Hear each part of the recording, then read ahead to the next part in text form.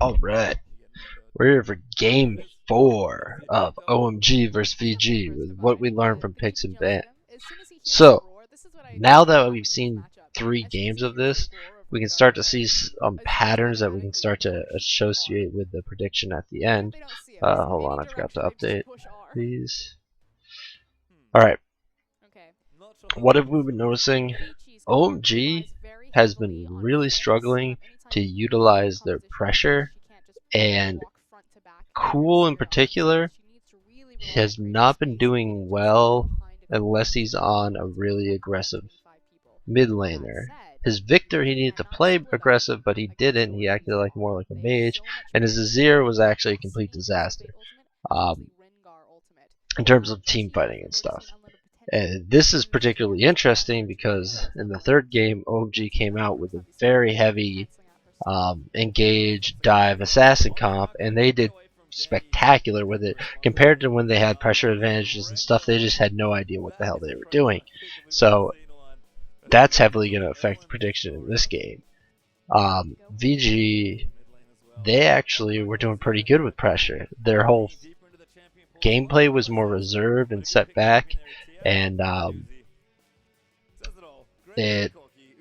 when they have strong pressure advantages, they were kind of able to do it.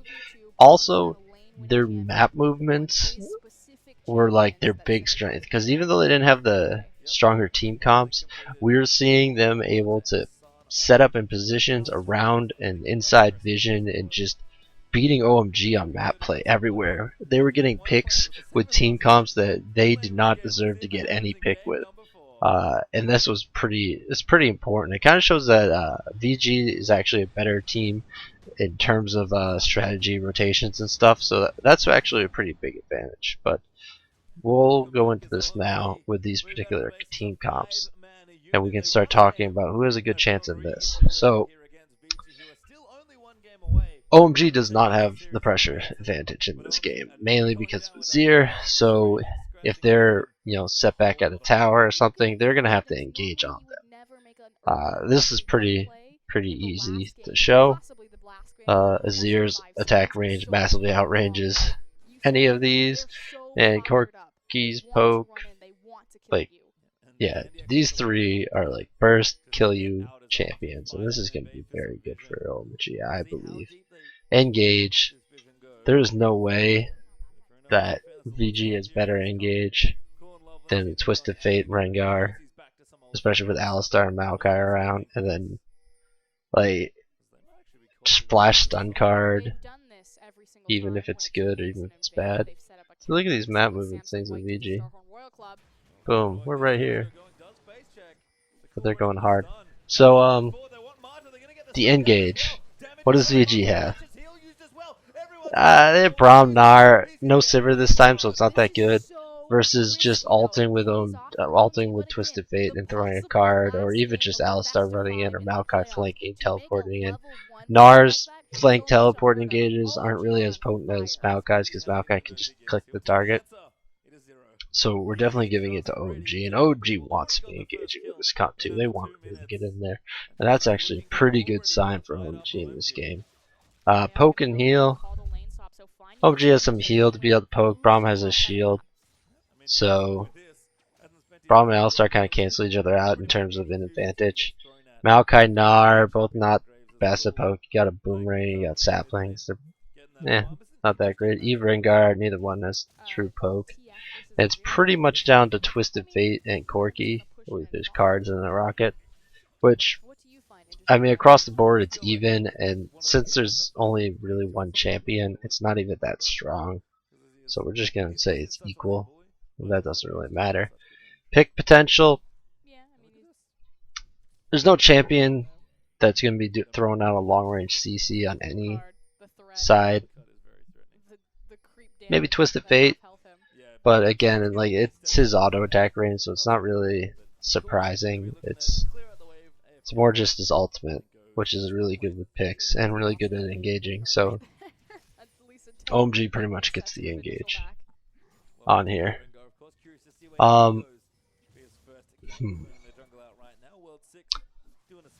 I feel like I need. We'll do that with team fighting when we talk about damage. Engage obligation, definitely on OMG, and as we saw in the third game, and even in the second game, where OMG kept trying to engage even though they didn't need to. That's the big thing. Where like OMG just wants to go ham, uh, and they really should not have been picking the comp they did in the second game. And should have been going more ham in the first game too.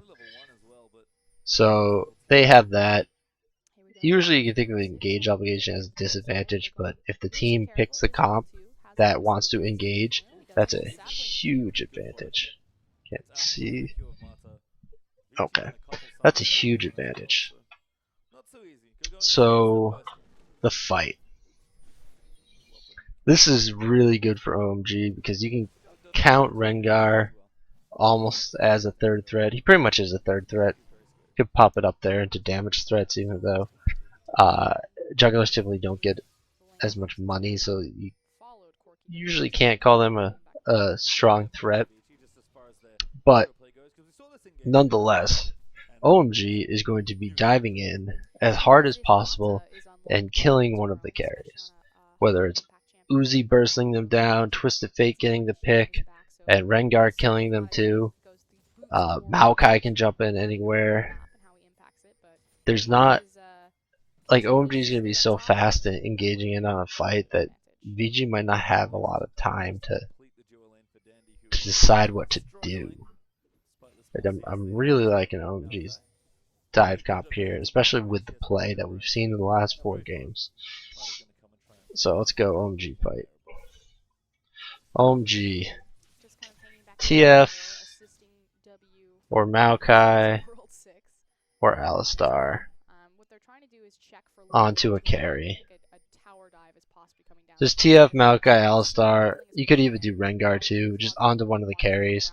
Once they get that, then it's not a big deal. They can just kind of jump in and kill that person.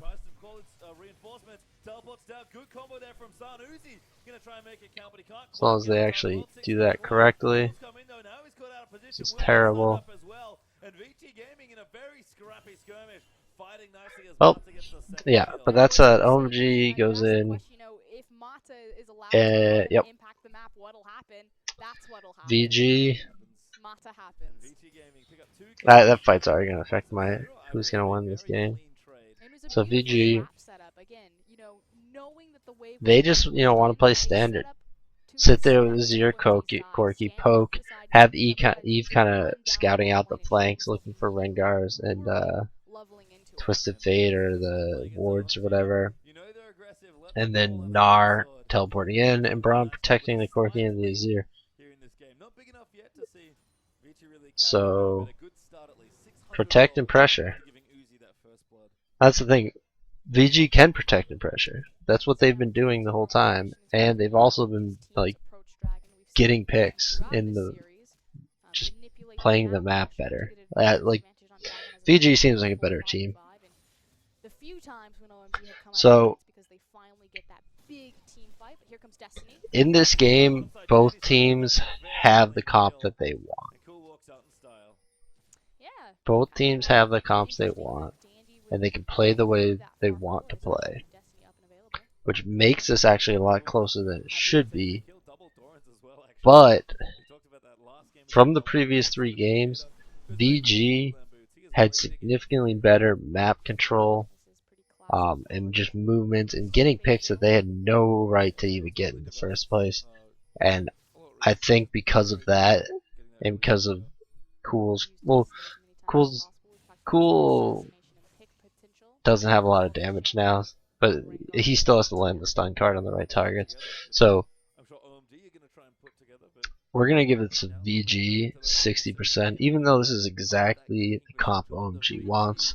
It's also exactly the comp VG wants. We're finally going with VG, and I'm nervous because OMG does have this comp, and we only saw 1 game, and they actually, I might have to double take on this because OMG crushed really hard that last game. That shows they really know how to play this team comp. Yeah. OMG showed that they actually do know what they're doing in this one particular situation. Even with their flaws and everything else, they know what they're doing. So we're going OMG.